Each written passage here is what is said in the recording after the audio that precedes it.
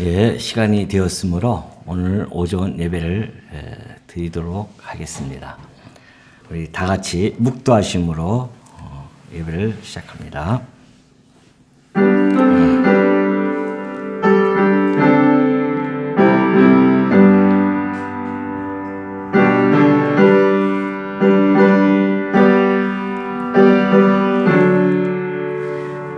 할렐루야. 그의 성소에서 하나님을 찬양하며 그의 권능의 궁창에서 그를 찬양할지어다. 그의 능하신 행동을 찬양하며 그의 지극히 위대하심을 따라 찬양할지어다. 나팔 소리로 찬양하며 비파와 수금으로 찬양할지어다. 소고치며 춤추어 찬양하며 현악과 퉁소로 찬양할지어다. 큰 소리 나는 제금으로 찬양하며 높은 소리 나는 제금으로 찬양할지어다. 호흡이 있는 자마다 여호와를 찬양할지어다. 할렐루야. 아멘. 찬송가 26장 다 같이 부르도록 하겠습니다.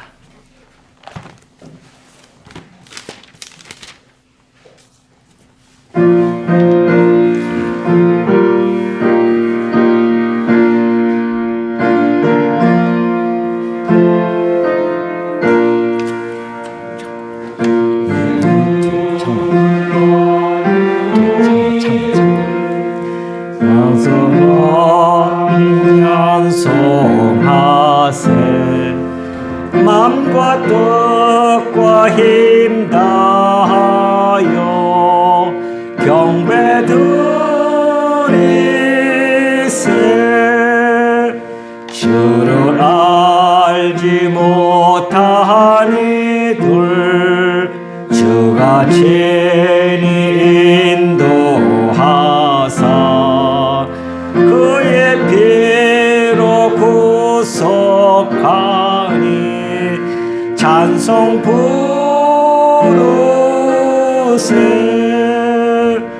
약한 사람 도움받아 시험 중에 참게 되니 모든 죄를 이길 힘은 믿음뿐이라. 진리 대신 우리 주는 영원토록 변함없네. 성도들아 주를 믿어 길이 섬기세.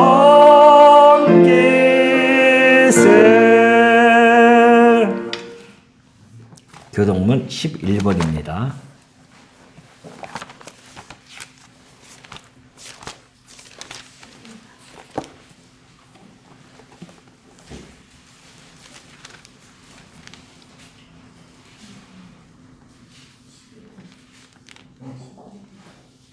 여호와여 의의 호소를 들으소서. 주의 나의 울부짖음에 주의하소서.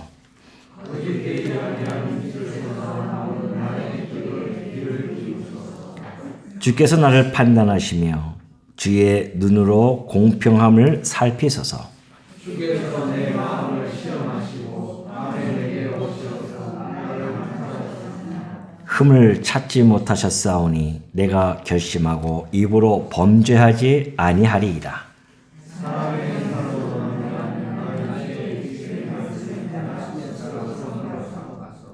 포악한 자의 길을 가지 아니하였사오며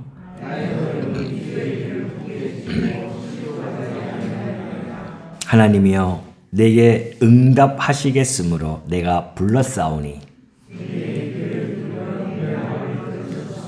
주께 피하는 자들을 그 일어나 치는 자들에게서 오른손으로 구원하시는 주여.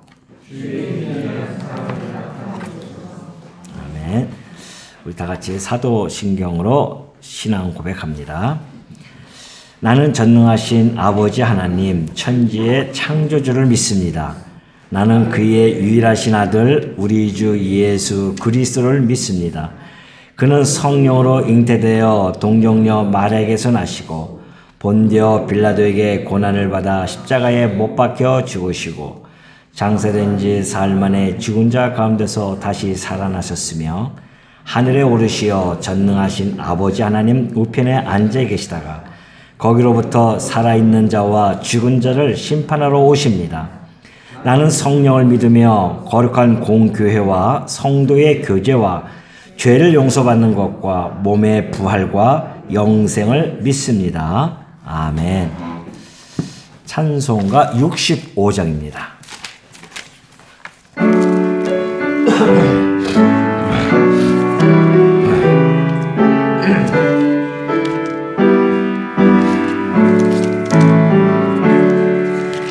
내 영혼아 찬양하라.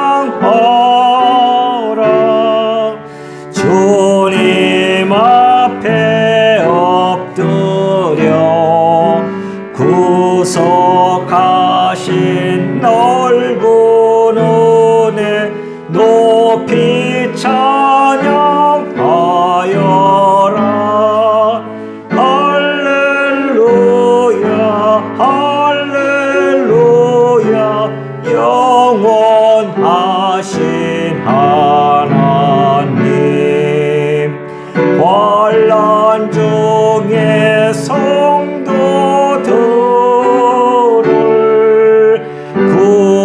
구원하여 주셨네. 노하심은 더디하고 인자하심 넘치니. 할렐루야 할렐루야 신실하신 하나님. 우리 약함 아시는 주 항상 지켜주시고 인자하심 그 손으로 보호하여 주시니.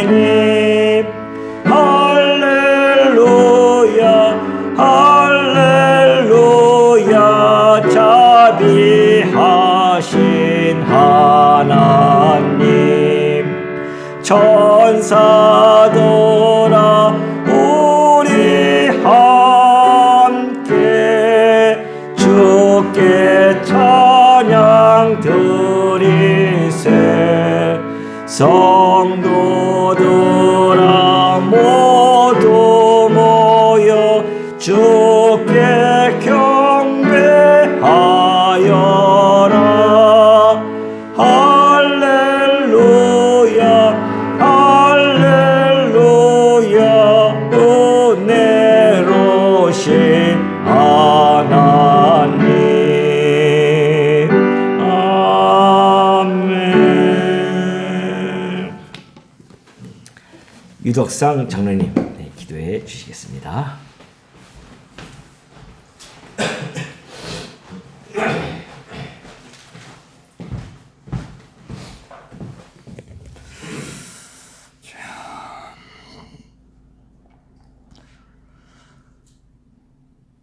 오늘도 우리 인생들의 모든 생사화복을 주관하시는 하나님 아버지, 오늘 하나님의 택한 백성들 모아주시고 하나님의 성호를 찬양케 하여 주심을 감사합니다. 연약하고 부족한 저희들, 하나님 저희의 허물을 보지 아니하시고 하나님의 은혜로 하나님의 사랑으로 덮어주시고 하나님을 아버지라 부를 수 있는 귀한 은총의 자리에 앉게 하심을 감사합니다. 아버지 하나님, 세상은 코로나19 때문에 온통 아수라장이 되어 있습니다. 하나님의 손길 하나하나에 세상은 감당하지를 못하고 있습니다. 아버지 하나님, 연약한 인생들임을 다시 한번 깨닫게 하여 주시고, 아버지 하나님을 의지하는 백성들이 날로 늘어날 수 있도록 인도해 주시옵소서. 이 시간도 하나님을 바라고 모이는 곳곳마다, 처소마다 바른 하나님을 깨닫게 하여 주시고, 참으로 진리가 무엇인가를 깨달으며 인간의 참 도리가 무엇이며 참 삶의 목적이 무엇인가를 깨닫는 시간 되게 하여 주옵소서. 이 시간에 함께 참석해야 되지만은 여러 가지 사정으로 함께하지 못한 우리 형제 자매들 있습니다. 어느 곳 어느 자리에 있는지 알 수 없사오나 이 모이는 자리를 사모하게 하여 주시고, 하나님의 성호를 찬양하며 기도하며 진리의 말씀을 바라는 귀한 심령들로 다 삼아주시기를 원하옵고 기도합니다. 아버지 하나님, 우리 대구장로교회 귀한 목사님 보내주셔서 진리의 말씀을 전하고 있습니다. 생명의 말씀을 연구하고 또한 그 말씀을 가르칠 때마다 성령님이 함께하여 주심으로 말미암아 가르치는 목사님과 듣는 모든 성도가 생명의 말씀으로 인하여 기뻐하고 즐거워하며 생명의 말씀이 우리의 영의 양식이 되어 날마다 우리의 믿음이 성장하는 귀한 역사가 일어나게 하여 주시기를 원합니다.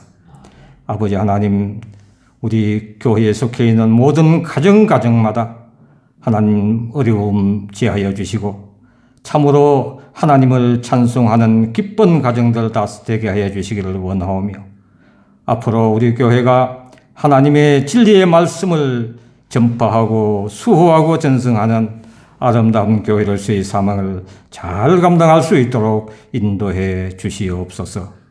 오늘도 예배를 드리는 모든 심령들 위해 하나님의 은혜가 충만하게 내려주시고 온전히 하나님 영광 받으시는 귀한 시간 되게 하여 주시옵소서.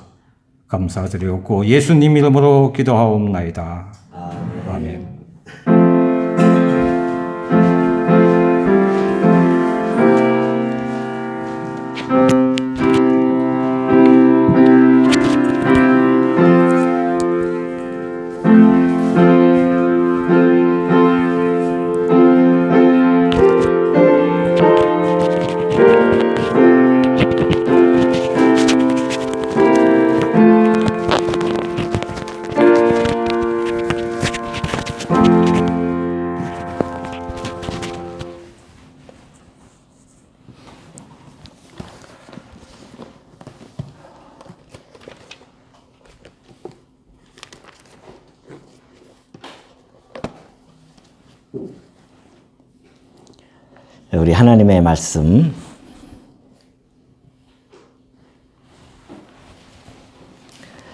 우리 하나님의 말씀 로마서 12장 6절 말씀 보시겠습니다. 로마서 12장 6절입니다.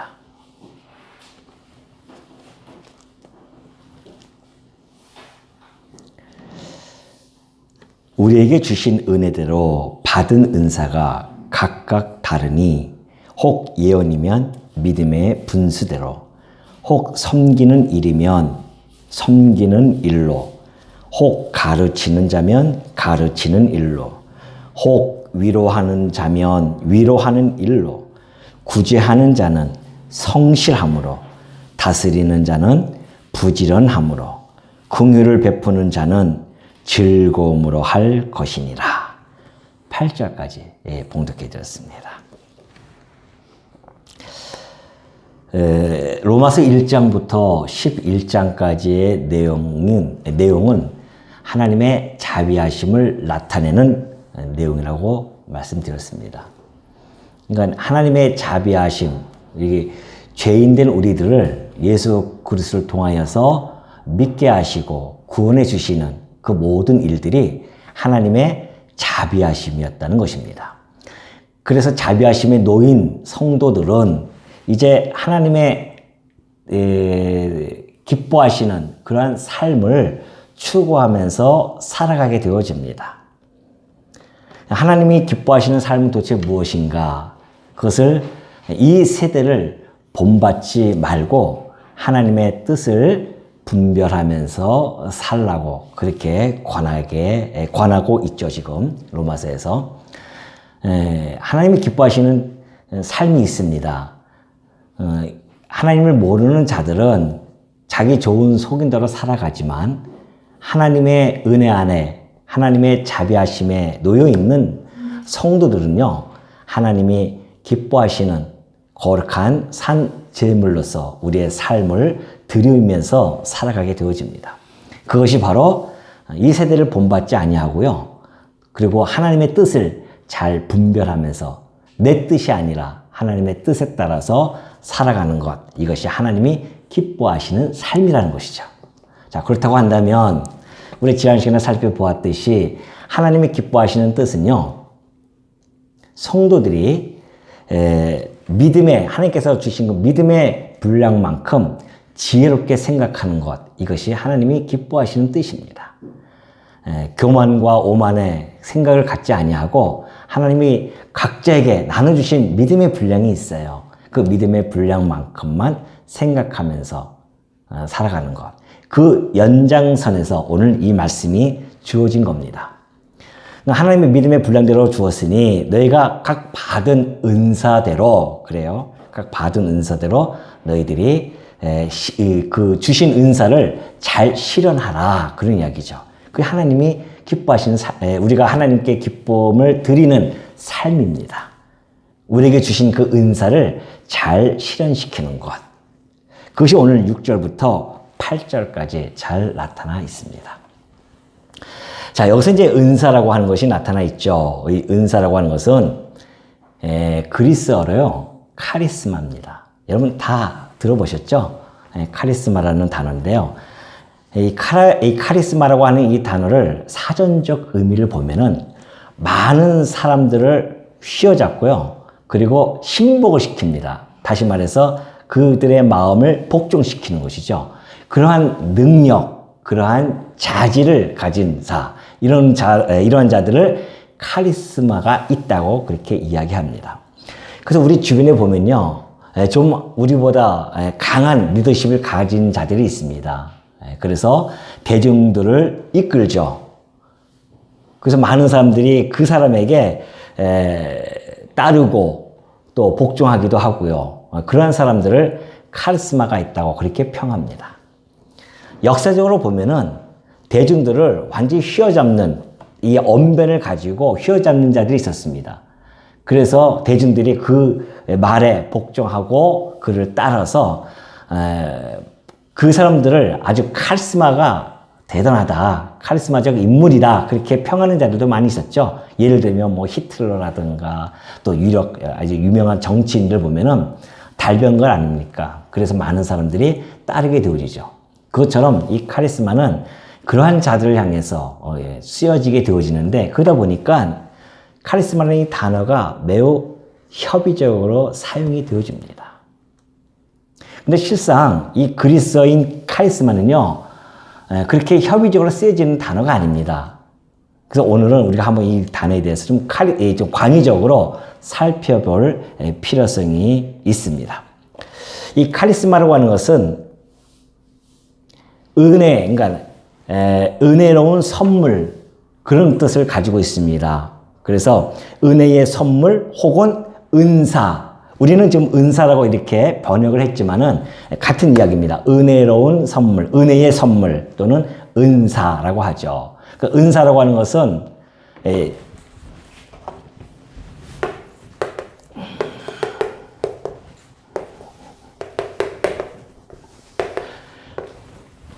은혜 은자잖아요. 은혜로 주었다, 받았다, 받을 사자인데 은혜로 받았다는 겁니다. 그러니까 은사, 하나님께서 은혜로 그냥 다 준 거예요. 근데 사실은 이 은사라는 단어는, 이 카리스마라는 단어는 그리스 그때 당시에 사용했던 그 의미는 신의 은총입니다. 신께서 은총을 베풀어 줬다는 이야기죠. 이걸 바울은 성경에 이걸 기록하면서 신이라고 하는 것은 하나님이시니까 그래서 하나님의 은총으로 그렇게 사용이 되어집니다. 그러니까 하나님의 은총, 하나님의 은혜로 주어진 선물이다. 그거죠. 카리스마가. 그래서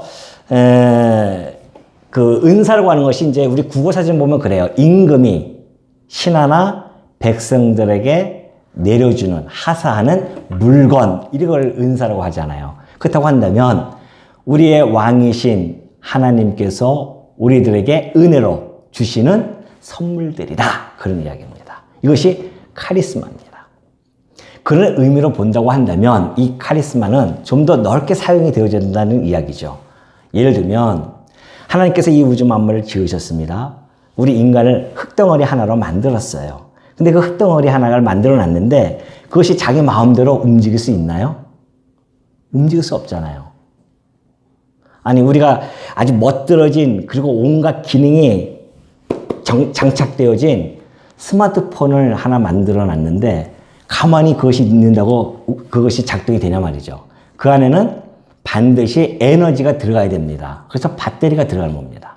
그것처럼 우리 인간을 만들어 놓고서는 하나님께서 에너지를 집어넣어야 그것이 움직이게 되어집니다. 그래서 생기를 불어넣은 겁니다. 그 인간들이 움직이기 시작한 겁니다. 그래서 그를 힘입어 살며 기동하며 존재하느니라. 바울이 그렇게 이야기한 거죠.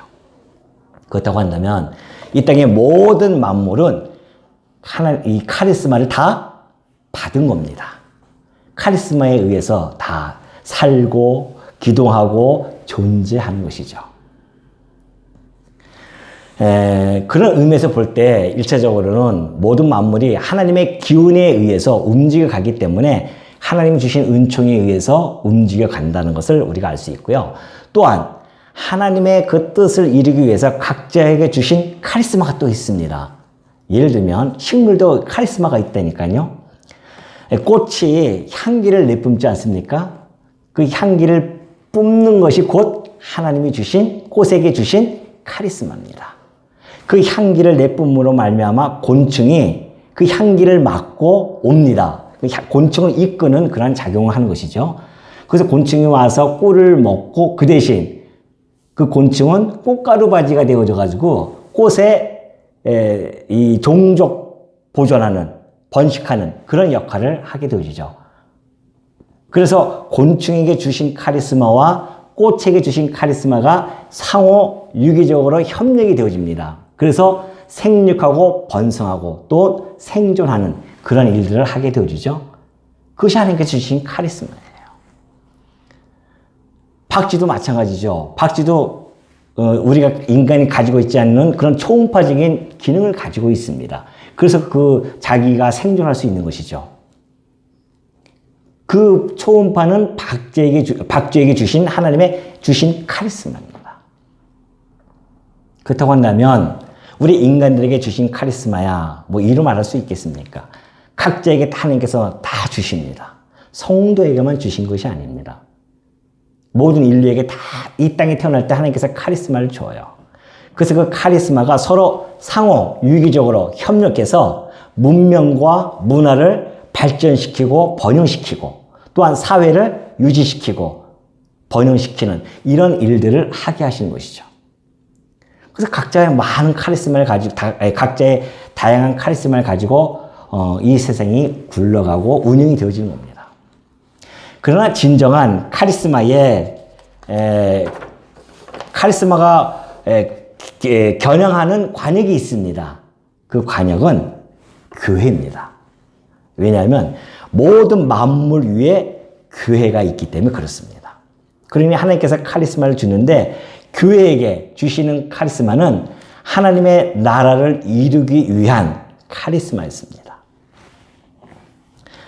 그래서 이 카리스마, 교회가 이 카리스마를 하나님께서 백성들에게 주시는데 성도들에게 은사들을 다 주어주죠. 각각 다른 은사를 주어서 그 다른 기능과 직분들이 유기적으로 이렇게 연결되어지고 협력해서 교회를 세워나가기 위한 하나님의 그 뜻을 이루기 위해서 성도들에게 다 카리스마를 주게 되어집니다. 그러니까 여러분들 누구든지 카리스마가 없는 사람이 없습니다. 어떤 특정인이 가지고 있는 것이 아니에요. 나는 그 카리스마가 없는 것 같은데요 라고 생각하시는 분이 혹 있을 수 있습니다. 그러나 우리가 예수님이 말씀하셨던 그 달란트에 대한 비유를 한번 되새겨 볼 필요성이 있습니다. 예수님이 그런 비유를 들려주시잖아요. 어느 사람이 타국에 갈 때에 그 사람들, 종이 있어요. 그 종 3명이 있는데 그 종들이 가지고 있는 재능대로 그렇게 표현이 되어 있어요. 성경 보면 재능대로. 그 재능이 다 있어요. 그 재능대로 그 재능의 등가를 매겨서 달란트를 줬어요. 어떤 사람은 5달란트를, 어떤 사람은 2달란트를, 어떤 사람은 한 달란트를 줍니다. 각 재능에 따라서. 그리고 이제 떠났다가 돌아왔는데 5달란트, 2달란트 받은 사람은 그대로 자기의 재능을 활용해서 5달란트와 2달란트를 남깁니다. 근데 1달란트를 받은 사람은 그냥 땅에다 묻어놨어요. 그 주인이 와가지고서는 평가를 합니다. 누가 더 많이 남겼느냐가 중요한 것이 아니라 네가 충성되게 했느냐 아니면 게으른 종이냐 그 2가지로 평가를 합니다. 5달란트 남기고 2달란트 남긴 자에게는 충성된 종아라고 칭찬을 해주고요. 1달란트 그대로 남겨있는 자에게는 이 게으른 종아라고 하면서 책망을 하십니다. 이 비유는요, 우리들에게 주어지는 아주 의미심장한 비유입니다. 나는 지금 무슨 내가 어떤 은사가 있는지 잘 모르겠는데요 라고 하시는 분은 혹시 땅에다 묻어놓고 있는 것은 아닌지 오늘 이 시간 이후로 곰곰이 생각해 봐야 됩니다. 그렇다고 한다면 우리 주님 오시는 날 나는 게으른 종으로 책망을 받을 수밖에 없는 것이죠. 내게 주신 은사를 정말 최선을 다해서 그것을 내 주신 만큼 남겨놨을 때에 착하고 충성된 종아라고 하면서 우리 주님의 칭찬을 받을 것은 자명한 사실입니다. 자, 그렇다고 한다면 이 하나님께서 주신 이 카리스마, 우리 이 성도들이 다 받는 그 카리스마 있죠. 6절에 보면 그럽니다. 우리에게 주신 은혜대로 받은 은사가 그래요. 누군지 다 받았어요. 안 받은 사람이 없어요. 우리에게 주신 그래요. 너에게 줄 거야가 아니라 우리에게 주신 은혜대로 받은 은사가 있어요. 근데 각각 다릅니다. 근데 그 은사의 출처가 분명히 나타나 있습니다. 은사의 출처는요, 바로 우리의 교회의 머리 대신 그리스도입니다. 그리스도께서 은사의 출처이십니다. 에베소서 4장에 보면 그러죠. 예수님께서 올라가실 때에 당신의 그 종들에게 은혜의 선물을 주셨습니다. 그 은혜의 선물 줘가지고서는 각각 주시는데 어떠한 자는 사도로, 어떠한 자는 선지자로, 어떠한 자는 목사와 교사로, 복음 전하는 자로 각각 주십니다. 그 주신 이유는 성도로 하여금 그 은사를 가진 자들을 통하여서 성도가 성숙하게 되어져서 서로 봉사해요. 그리스도의 몸된 교회를 세워가기 위해서 그리스도께서 나눠주신 은사입니다. 그러니 은사라고 하는 것은 그리스도의 출처입니다. 그럼 그 출처는 어디서부터 나타나는 것인가? 자, 우리가 이제 이스라엘 백성을 보면요. 하나님께서 이스라엘 나라를 세우실 때에 크게 세 부류의 직임을 가진 자들을 세웁니다. 그래서 그들로 하여금 나라를 운영케 하시고 또 나라를 번성케 하시죠. 그 세 직임을 가진 자들에게 특별히 하나님께서 구별을 시켜서요. 기름을 부어줬습니다. 그 기름을 부은 자들이 있어요. 그러한 자들이 바로 왕을 세울 때 기름을 붓고요. 선지자를 세울 때에 기름을 붓고요. 제사장을 세울 때 기름을 붓습니다. 그래서 이스라엘 나라를 형성해서 끌고 가게 되어지죠. 이 내용은 장차 하나님의 나라를 세울 때에 그 나라에 세우실 그리스도께서 이 세 가지 직임을 가지고 그 나라를 세울 것에 대한 예표로서의 모형과 그림자였었습니다. 근데 우리 주님이 2000년 전에 오셨어요. 그리고 제자들에게 약속하십니다. 반드시 내 교회를 내가 세우겠다라고 하시면서 올라가셨단 말입니다. 그의 약속대로 그 교회가 세워집니다. 그래서 머리 대신 그리스도께서, 우리의 주인이신 그리스도께서 교회를 세워 가십니다. 각자에게 은사를 다 주어서요. 그러면 구약시대 때는 새 직임을 통하여서 나라가 형성되어졌다고 한다면 역시 마찬가지입니다. 교회도 세워갈 때는 그러한 그리스도의 직임을 통하여서 교회를 세워가십니다. 왜? 예수님은 누구세요? 그리스도이시니까. 그리스도는 곧 기름 부음 받은 자라는 뜻입니다. 그러니까 그리스도 안에는 세 가지 직임이 포함되어 있죠. 그것이 바로 왕이고요. 하나는 선지자, 그리고 제사장입니다. 이 세 가지 직임을 예수님께서는 다 가지고 있습니다. 그러니까 구약 때 이 직임을 가진 자들은 그냥 모형이었었어요. 장차 예수님이 이 땅에 오셔서 이 왕권과 선지자직과 이 제사장직을 수행하실 것이다. 그런 자가 오면은 그가 그리스도, 곧 우리의 죄를 구속해 줄 그리스도인 줄 너희가 알아. 그것이 구약의 내용이었단 말입니다. 그런데 오셨어요? 오셔서 예수님이 복음서에 보면은 예수님께서 이 직임을 다 펼쳐나가십니다. 만왕의 왕으로 오십니다.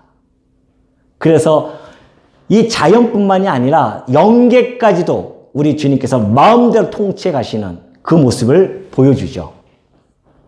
또 하나는 오셔서 선지자로서의 그 역할을 다 감당해 가십니다. 온갖 표적과 이적을 다 보여주시고요. 구약 때 선지자들이 그 일을 다 했지 않습니까? 표적을 보여줬잖아요. 그것처럼 오셔서 표적과 이적을 보여주시고 또한 가르치시기도 하시고, 그리고 제사장으로서의 그 직임을 감당하기 위해서 본인 스스로가, 당신 스스로가 제물이 되어져서 제사를, 온전한 제사를 드리심으로 말미암아 제사장직을 다 감당하십니다. 그래서 우리는 예수님은 구약에 약속되어진 그리스도다라는 사실을 알게 되어진 겁니다. 근데 이제 그분이 승천하셨어요? 그리고 교회를 세운다고 하십니다. 그럼 뭘로 세우겠어요? 예수님이 가지고 계신 이 직임, 구약 때 이 직임들을 통하여 이스라엘 나라를 형성하고 이끌어 갔던 것처럼 교회도 예수님의 이 직임을 통해서 교회를 세워 가실 거란 말입니다. 근데 우리와 함께 있으면 참 좋은데 승천하셨단 말이죠. 그래서 올라가시면서 우리 성도들에게 각 은사를 나눠준 거예요. 무슨 은사? 이 직임에 대한 기능들을 각 성도들에게 다 나눠줬어요. 그래서 어떠한 자는 다스림에 대한 그런 은사를 주었고, 다스리는 은사를 주었고, 어떠한 사람은 예언에 대한 은사, 그리고 가르침에 대한 은사, 어떠한 사람들은 섬김의 은사, 그리고 위로해주는 은사, 그리고 구제하는 은사, 그리고 긍휼을 베푸는 은사, 이런 은사들을 줍니다. 그 기능을 준 거예요. 그래서 왕의 기능을 주어서 다스리는 자, 교회를 잘 다스리는 자들이 있습니다. 그리고 어떤 사람은 가르치고, 요 부분 나중에 이제 예언할 때 제가 말씀드릴게요. 요 예언하는 부분들, 이런 분들 선지자적인 그런 기능을 가지고 교회를 섬기고 교회를 세워나가는 일을 합니다. 그리고 제사장으로서의 섬김, 위로, 이게 다 제사장들의 역할이거든요. 섬기는 일, 백성들을 대신해서 성전에 와서 섬기고, 그리고 그들을 위로하고, 그리고 그들의 구제가 되어지고, 긍휼을 베푸는 것, 죄를 사해 주는 것, 이런 모든 것들이 제사장들의 역할이었습니다. 이런 부분들을, 기능을 성도들에게 각자 나눠 주어서 하나님의 이 교회를 세워 나가는 겁니다. 그래서 우리 장로교회는요, 이러한 내용을 가지고서는 헌법을 만든 겁니다. 그래서 이 다스리는 곳을 치리권이라고 합니다. 치리권. 치리권을 누가 가지고 있어요? 우리 교회 장로님이죠.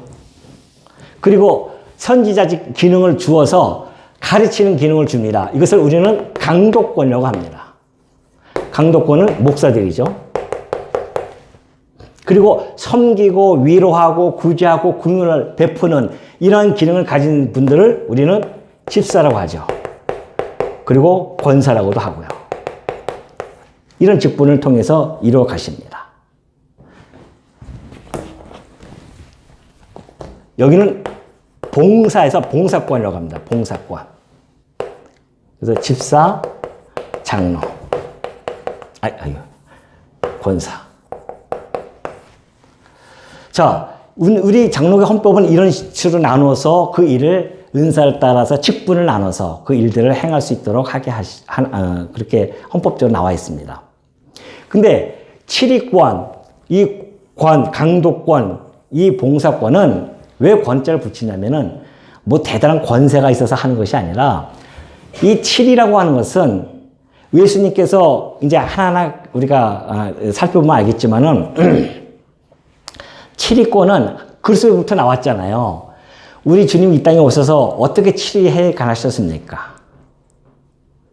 그의 칠위의 권세는 사랑으로부터 나옵니다. 그래서 당신의 백성들을 사랑으로 다스렸어요. 세상의 이 권세는, 칠위권은요, 힘입니다. 그 권세, 힘의 권세로 누르고서는 따르게 하는 거죠. 그러나 그리스도의 그 권세는 사랑의 권세입니다. 그 칠위는 사랑으로 칠위가 되어줘야 돼요. 그런데 우리 장로님들 정말 사랑으로 칠위할 수 있냐 말이죠. 사랑으로 치료할 수 있어요? 지금 옆에 있는 사람도 사랑 못하고 내 자신도 스스로 사랑하지 못할 정도로 있을 수도 있는데 어떻게 치료할 수 있냐 말이죠. 그래서 권능을 받아야 됩니다. 무슨 권능? 무슨 권능이요? 성령의 권능을 받아야 됩니다. 그러니까 예수님이 그러시죠? 내가 약속한 그 성령을 너희가 기다리라. 근데 오순절날 성령이 와요. 성령이 너에게 임하시면 어떻게 해요? 너희가 권능을 받고 증인의 역할을 할 것이다. 그런 얘기합니다. 그 성령을 받은 자들은 그 권능으로 이 은사들을 행하는 겁니다. 우리 힘으로 안 돼요. 그래서 칠위권은 칠위할 수 있는 권능을 하나님께서 성령을 통하여 우리 주님께서 성령을 보내셔서 그 칠위의 권능을 주십니다. 그래서 사랑하는 마음을 가지고 성도들을 다스리는 일을 하게 되어지는 겁니다. 가르치는 자도 마찬가지죠. 뭘 우리가 성경을 어떻게 깨달아서 할 수 있겠습니까? 세상의 지혜로도 깨달지 못하는 것을. 근데 하나님께서 성령을 통해서 그 권능을 주시는 거예요. 성경을 잘 깨달을 수 있도록 해서 성도들을 가르치는 일, 이 일을 목사에게 줍니다. 그 일을 행할 수 있게 해주시고요. 집사나 권사 마찬가지죠. 이 봉사도 아니 어떻게 섬겨요? 여러분 스스로 섬길 수 있습니까? 섬김을 받고자 하는 사람들은 많이 있어도 섬기고자 하는 사람이 누가 있습니까? 누가 좋아해요? 근데 교회는 섬기는 곳이란 말입니다. 근데 그걸 우리 인간의 본성으로 섬기는 그 일을 할 수 있냐 말이죠. 안 된단 말입니다. 그래서 뭘 받아야 된다? 성령의 권능을 받아야 섬길 수 있는 겁니다. 그래서 봉사권이에요. 성도님들이 오셔서 봉사권을 행사하려면 성령의 권능으로, 그 베드로가 그런 이야기 하지 않습니까? 너희가 봉사를 하려거든 하나님이 힘 주시는 것으로 하라. 그게 그 이야기입니다. 위로해 주는 거, 어떻게 남을 위로해 줄 수, 나도 위로받고 싶은데. 근데도 불구하고 위로해야 줄 수 있는 것은, 그 위로의 봉사권을 행할 수 있는 것은 성령의 능력으로 가능하기 때문에 그렇다. 그래서 이런 봉사권, 강도권, 이 칠위권의 이 직분들을 통해서 어떻게 그리스도의 몸된 교회를 세워가는 것이다. 이것이 은사 실현이에요. 이런 은사들을 다 각자에게 주십니다. 그런데 이렇게 분명히 얼마나 이게 명쾌합니까? 우리 주님의 이 직임을 통해서 직임의 기능을 각 성도들에게 주어서 구약 때 이스라엘 나라를 끌고 왔듯이 교회를 이 직임의 기능을 주어서 조화롭게 이것을 교회를 튼튼하고 견고하게 아름답게 세워 가시려는 하나님의 뜻이, 그리스도의 뜻이 있었고, 그래서 성도들에게 이렇게 은사를 아낌없이 주어서 그리스도께서 가지고 있는 이 모든 기능을 다 주어서 성도들로 하여금 협력하고 서로 유기적으로 협력해서 이 교회를 세워가는 이 소중한 이러한 권능들을 좀 문제가 있다고 해서 이것을 없애버려요, 그냥. 그런 사람들이 있습니다. 아이, 목사 문제 너무 많아. 장로 너무 많아. 괜히 권위만 내세우려고 그러고 안 되겠어. 집사도 그렇고 권사도 그렇고 다 자기 잘났다고 그래. 차라리 없애버리자. 그런 교단이 뭡니까? 그게 회중교회예요. 지방교회, 회중교회들. 우리는 다 형제야. 다 형제라고 합니다. 맞죠? 형제입니다. 그러나 형제로 이 교회가 세워집니까? 형제는 뭐예요? 신분에 관한 문제입니다. 신분이 우리 형제야 다. 근데 그 신분의 형제 가지고선 교회가 세워지는 것이 아닙니다. 이런 은사를 실현돼야 교회가 세워지는 거죠. 그래서 이 은사에 따라서 직분을 주어서 하나님께서 직접 직분을 다 세워주잖아요. 그래서 교회를 세운단 말입니다. 형제로 세우는 것이 아니라 형제인 성도들이 이런 은사를 받아서 각 직분에 따라서 질서 있게 조화롭게 그러면서 교회를 세워가는 것. 이것이 하나님이 기뻐하시는 뜻이란 말입니다. 근데 이걸 갖다가 아니 빈대가 싫다고 초간 상관을 태워버립니까? 그러니까 우리는 끊임없이 개혁을 해야 되죠. 잘못된 점이 있다고 한다면 우리는 끊임없이 개혁을 해야 됩니다. 우리 하나님의 말씀은 우리가 끝까지 보수를 해야 되지만 교회의 이런 모든 것들은 하나하나 우리가 잘못됐으면 우리가 개혁을 해 나가야 되죠. 이 목사직과 장로직과 집사직이 잘못된 게 아니라 여기 있는 속해 있는 자들이 성령의 권능을 그가 제대로 행사하지 못했기 때문에 잘못되어진 것이지 왜 이 제도 자체를 갖다가 부정해버리나 말이죠. 그건 잘못된 거죠. 비상경적이란 말입니다.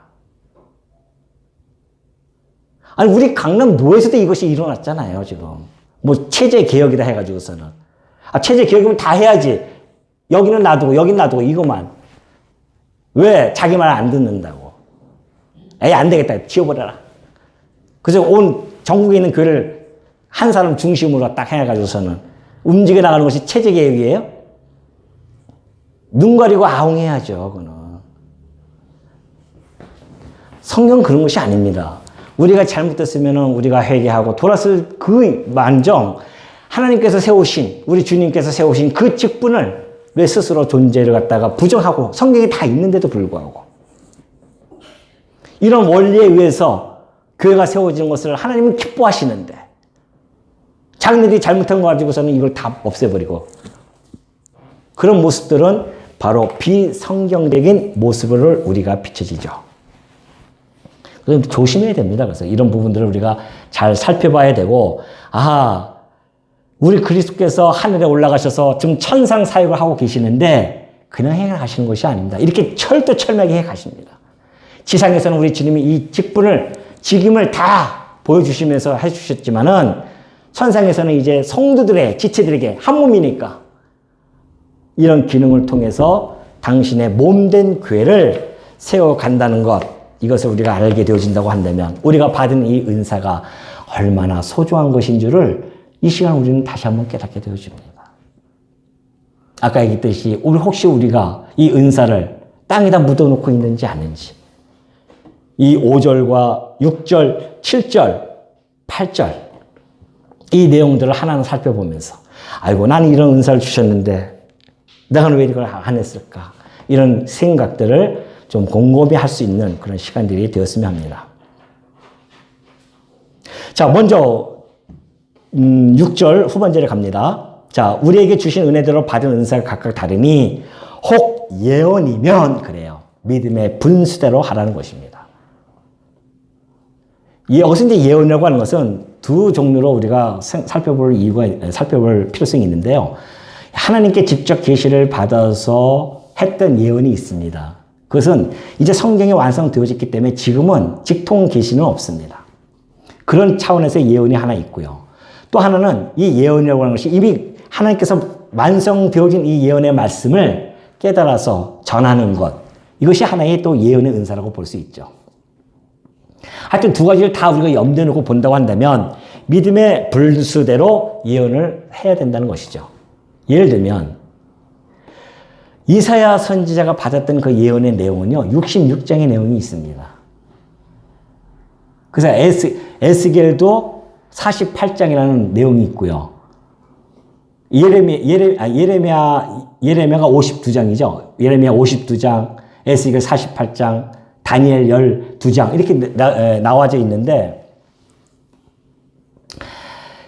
신학계에서는 우리가 이 이 내 선지서를 대선지서라고 합니다. 내용이 좀 많다는 이야기죠.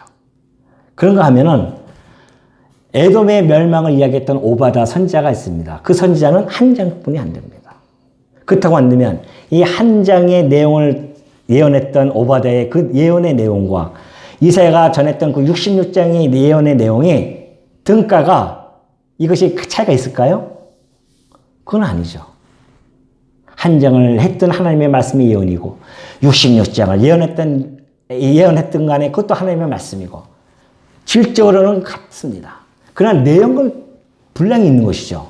그것이 바로 믿음의 분수대로 하나님께서 주신 겁니다. 이사야를 통하여서 더 많은 것을 전하게 하시고 오바다를 통해서 더 작은 것을 국한되어져서 전하게 해주시고 그렇게 예언을 믿음의 분수대로 했다. 그런 이야기입니다. 우리 신약성경도 마찬가지죠. 바울은 13개에서 14개 정도의 서신서를 기록합니다. 베드로는 한 2편의 기록을 하죠. 물론 바울은 하나님의 믿음의 분수가 있습니다. 그래서 그는 일찍이 헬라 철학을 섭렵하고 헬라 문화를 그는 잘 알게 되어지죠. 뿐만이 아니라 바리새인 중에 바리새인으로서 가말리엘 문화에 있었기 때문에 율법도 정통합니다. 그때 당시에 히브리즘과 헬레니즘을 다 섭렵한 바울이었습니다. 그래서 그가 13편의 서신서를 쓸 수 있도록 하나님께서 이미 준비해 놓고 그 믿음의 분수대로 시행하도록 한 것이죠. 베드로도 물론 어부였었지만은 잘 배우지 못한 어부였지만은 그러나 그도 그리스도와 함께 3년 동안 함께 동고동락하면서 신학적인 체계가 탄탄하게 채워져 있었습니다. 그래서 베드로 전서 후서 보면은 그 내용도 범상치 않잖아요. 그렇다고 해서 베드로가 쓴 그 2편의 전후서의 그 서신서와 바울이 쓴 13편의 서신서가 질적으로 차이가 있을까요? 그건 아니란 말입니다. 그것이 바로 믿음의 분수대로 예언하게 하는 하나님의 그 뜻이 그 안에 있었기 때문에 예언이면 믿음의 분수대로 그렇게 이야기합니다. 이게 아까 제가 말씀드렸던 첫 번째 그 예라고 한다면 두 번째는 이미 완성되어진 이 예언의 말씀을 깨달아서 연구하고 이런 것들을 전하는 이런 것들이 이제 두 번째로 볼 수 있죠. 그 예언의 은사라고 볼 수 있습니다. 그래서 우리가 구약학자를 보면은 구약학을 연구하시는 분, 신약학을 연구하시는 분, 어떤 분은 로마서만 연구해가지고서는 박사학위를 받아가지고서는 하시는 분, 이런 분들이 있거든요. 그런 것들이 다 하나님께서 믿음의 분수대를 주었기 때문에 자기가 원하고 흥미있고 즐거워하는 그런 부분을 잘 연구해서 그분들이 그래서 성경 전체를 모른다는 이야기는 아닙니다. 한 부분을 한다고 하는 것은 전체를 알아야 그 한 부분을 알 수 있기 때문에 그런 부분도 언제든지 생각하면서 성경을 연구하는 것이죠. 그것처럼 그런 믿음의 분수. 목회자들도 마찬가지입니다. 하나님의 믿음의 분수가 있기 때문에 깨달은 만큼 전할 수 있는 것이죠. 그런 것처럼 이 예언이면 믿음의 분수대로 은사가 각각 다르다. 그것만큼만 너희가 생각하고 하나님이 주신 그 믿음의 분수에 따라서 최선을 다해서 너희가 5달란트면 5달란트, 2달란트면 2달란트면 2달란트에 주님이 주신 것 이거 열심히 해서 남기면 그럴 것입니다. 칭찬은 하나님의 그리스도의 몫이죠. 이 예언의 은사는 역시 그리스도께서 가지고 있는 그 은사, 지금 중에서 주신 겁니다. 그렇죠? 예수님이 이 땅에 오셔서 얼마나 많은 예언을 해 가십니까? 쫙 예언을 해 가시면서 앞으로 예루살렘 예언뿐만이 아니라 마지막 종말에 대한 예언도 다 남겨놓고 가셨죠. 예수님이 가지고 계신 그 예언의 이 선지자적인 이 지금의 한 기능으로서 예언의 은사를 주었다. 그런 겁니다. 또 하나는 섬기는 일이죠. 섬기는 일. 그래서 섬기는 일이면 섬기는 일로 그래요. 우리 주님이 참 제사장으로 이 땅에 오셨습니다. 주님처럼 잘 섬기는 분이 어디 있었습니까? 하도 그때 당시에 예수님이 이 땅에 오시니까 왜 그렇게 다들 섬김을 받으려고 하는지. 그래서 우리 예수님이 하시는 말씀이 인자가 온 것은 섬김을 받으려 함이 아니다. 도리어 섬기려 하고 자기 목숨을 많은 사람의 대속물로 주려 함이라. 우리 주님이 섬기는데요. 어느 정도 섬기는 줄 아십니까? 당신의 목숨을 대속물로 줄 만큼, 당신의 모든 것을 주실 만큼 그는 섬김의 사역을 담당하셨습니다. 우리 주님이 이 제사장적인 이 기능을 성도에게 주었어요. 그래서 어떤 분은 잘 섬기게 되어집니다. 이 섬기는 일이라고 하는 것은 단어가 디아코니아입니다. 디아코니아는 집사의 직무 또는 봉사 이런 단어의 뜻을 가지고 있어요. 봉사하는 거예요. 섬기는 것은 봉사하는 거죠. 그럼 우리 성도 이게 우리가 이제 하나님께서 주시는 은사를 보면 어떤 분은 참 섬기기를 잘합니다. 봉사를 그렇게 열심히 하시는 분이 있어요. 어떤 분은 봉사 잘 안 해요. 그렇다고 해서 그분이 왜 봉사 안 해? 라고 얘기할 수가 있어요, 없어요? 없어요. 왜? 이분은 봉사에 은사가 없는 거예요. 하나님이 안 주셨어요. 근데 이분은 나만 보면 그렇게 다른 사람 보면 위로하고 싶은 마음이 있어요. 아, 이분은 위로의 은사를 받았구나. 다르다니까요. 어떤 분은 돈을 잘 버는 은사를 가지고 있어요. 저는 그런 은사가 없단 말입니다. 각자 은사가 다 달라요. 그래서 이 섬기는 분들이 있는데 그리스도께서 그 섬겼던 것을 그 권능을 받아서 섬기는 일에 충성을 다하는 분들이 있습니다. 또 하나는 그것이 이제 집사의 직무죠. 그래서 우리 장로교 헌법에서는 집사, 직무로 삼아서 섬기는 자는 곧 집사로 그렇게 이야기를 하게 되어지죠. 이 집사, 이 집사의 직무는 우리가 잘 아시다시피 그 초대교회 때 사도들에게 이제 재산들이 막 성도들이 팔아가지고 재산을 팔아서 앞에 갖다 놉니다. 근데 날마다 구제하게 되어지는데 헬라파 과부들이 자꾸만 구제에 빠집니다. 그러니까 히브리 사람들한테 원망을 하는 거죠. 사도들이 이래서 안 되겠다. 이거 우리가 하나님의 말씀을 전무해야 되는데 이렇게 하면 안 되겠다. 그래서 집사를 뽑아요. 집사를 뽑는데 이것이 이제 이따가 나중에 구제하고 같이 또 연결이 되어지는데 집사를 뽑으면서 성령이 충만하고 지혜로운 자를 뽑아야 됩니다. 왜? 모든 재산을, 이 재물, 이 금전을 관리해야 되기 때문에 그래요. 교회마다요, 이것 때문에 문제되는 것이 얼마나 많은지 말합니다. 우리처럼 예산이 적은데야 뭐 문제될 것도 없지만은 큰 교회들은요, 일주일에 수천, 수억씩 들어오잖아요. 그러니 어떻게 거기서 문제가 안 생길 수 있겠습니까? 그래서 그것을 담당하는 집사님들을, 안수 집사님들을 뽑을 때는 성령이 정말 충만하고 지혜롭고 그 일을 잘 감당할 수 있는 분들, 그런 분들을 뽑는 거죠. 근데 잘못 뽑으면은 교회가 금전관계 때문에 엄청난 문제를 발생하게 되어집니다. 제가 다니던 그 모교회도 그랬었습니다. 교회가 좀 크다 보니까 신협을 만들었어요, 교회 안에.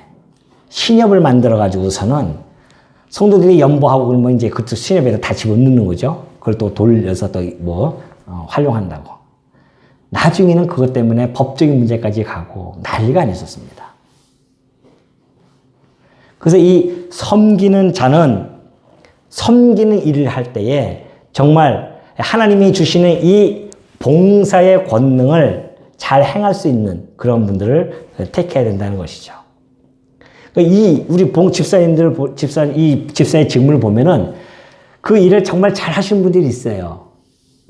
그래서 이 목사라든가 장로들은 그 일을 잘 못한단 말입니다. 근데 그 일을 회개를 잘 하시는 분들이 있어요. 그 은사예요, 은사. 회개를 잘 하시는 분들이. 우리 교회, 우리 회계 집사님들 이 일을 진짜 잘 하시잖아요, 여러분. 잘 아시다시피. 회계집사님들 잘 하십니다. 제가 요번에 그 종합소득세를 신고해야 되는데 종교인 아닙니까? 종교인 처음으로 제가 해보기 때문에 그래서 복잡해서 이제 세무서를 한번 가긴 가야 되는데 어떻게 가야 되나 해가지고 저는 이제 오늘 우리 집사님 오시면은 얘기 좀 들어보고 가서 이제 신고하려고 그렇게 생각을 했었거든요. 그래, 그냥 좀, 이 연습사바 한번 들어가 보자 해가지고 이제 국세청에 들어갔어요. 국세청에 들어가서 내 이름 치라고 해서 쳐가지고 이렇게 들어갔는데 내가 신고할 내용이 그 안에 쫙 벌써 다 나와 있더라고요. 그래서 나는, 이게 왜 다 나와 있지? 봤더니만 벌써 3월 달에 이제 교회에서 신고하는데 우리 회계집사님이 그걸 다 신고해 주신 거예요. 나는 할 게 아무것도 없었어요. 클릭 두세 번 하니까 끝나더라고요. 나는 복잡해가지고 그걸 어떻게 할까 염려했는데 들어보니까 이미 다 돼 있어요. 이게 회계집사님이 이런 은사가 있으니까 되어지는 것이지. 이거 하려면 난 벌써 머리가 찌끈찌끈하단 말입니다. 그게 은사입니다. 서로가 같은 그런 은사를 통해서 교회가 세워가는 것. 하나님이 각자에게 주신 은사가 있어요. 그 은사를 실행해 나가는 것. 이것이 하나님의 기쁘신 뜻. 여러분 마음속에 꼭 간직하시고 다음 시간에 우리 계속해서 그 은사의 부분들을 나는 어떤 은사가 있는지를 하나하나 살펴보면서 체킹해 나가는 그런 시간이 되시길 바랍니다. 기도하시겠습니다. 자비로우신 아버지 하나님, 오늘 저희들을 하나님께서 주시는 이 은사가 얼마나 소중한 것이고 우리 모두에게 이 카리스마가 있다는 사실을 저희가 다시 한번 깨닫게 되어집니다. 주님이 주신 이 카리스마를 우리는 혹 땅에다 묻어놓고 살아온 것은 아닌지 이 시간에 이 말씀을 통하여 다시 한번 우리를 뒤돌아보게 되어집니다.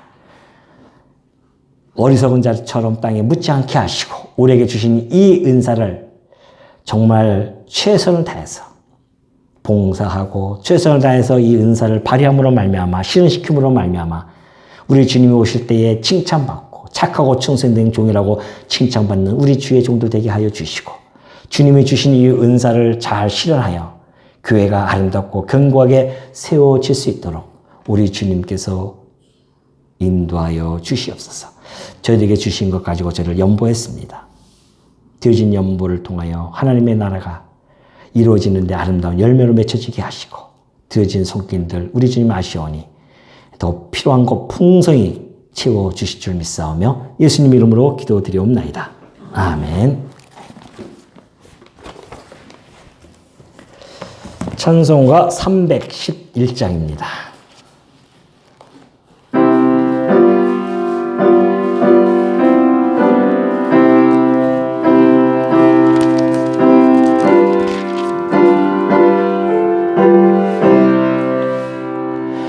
내 너를 위하여 몸버려 피 흘려 내 죄를 속하여 살 길을 주었다. 널 위해 몸을 주고만 너 무엇하느냐.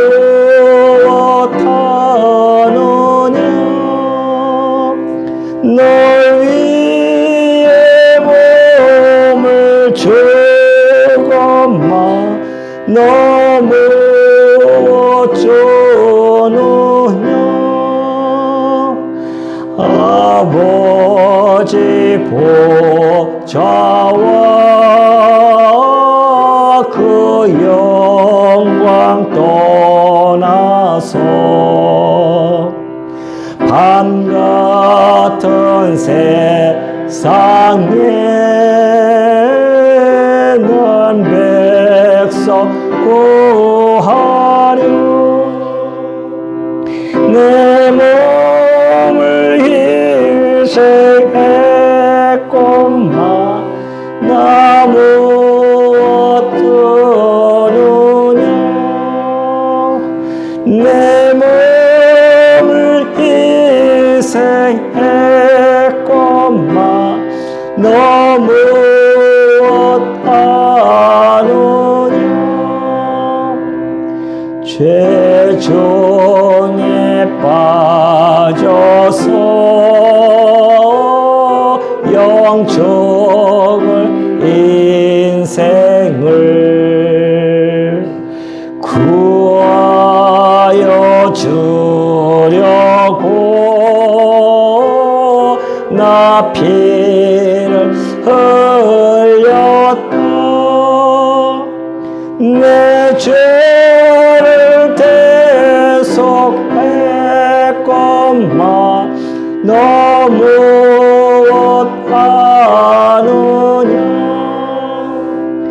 내 죄를 대속했건만 너 무엇 주느냐. 한없는 용서와 참사랑 가지고 세상에 내려와 값없이 주었다. 이것이 귀중하건만 너 무엇 주느냐. 이것이 귀중하건만 너 무엇 주느냐.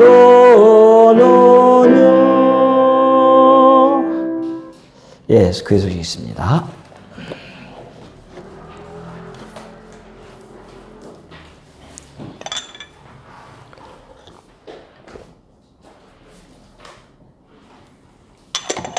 예, 열심히 있습니다. 중심 및 오후 예배 모임과 수요 모임은 코로나로 인하여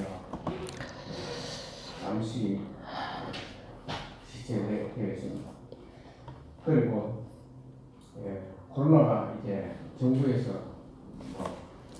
아무 것이 끝난다면 성서유지도 잘 이루어질 수 있도록 노력하겠습니다. 그리고 오늘 소개회하는 제조입니다. 그리고 82채 강남노회가 왕비 희망교회에서 은혜로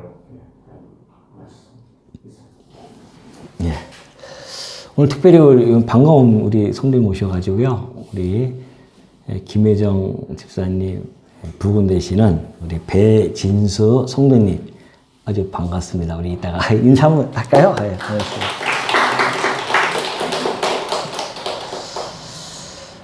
예, 같이 축도하심으로 오늘 예배를 마치도록 하겠습니다. 우리 주 예수 그리스도의 은혜와 하나님의 사랑과 성령의 교통하심이 너희 무리와 함께 있을지어다. 아멘.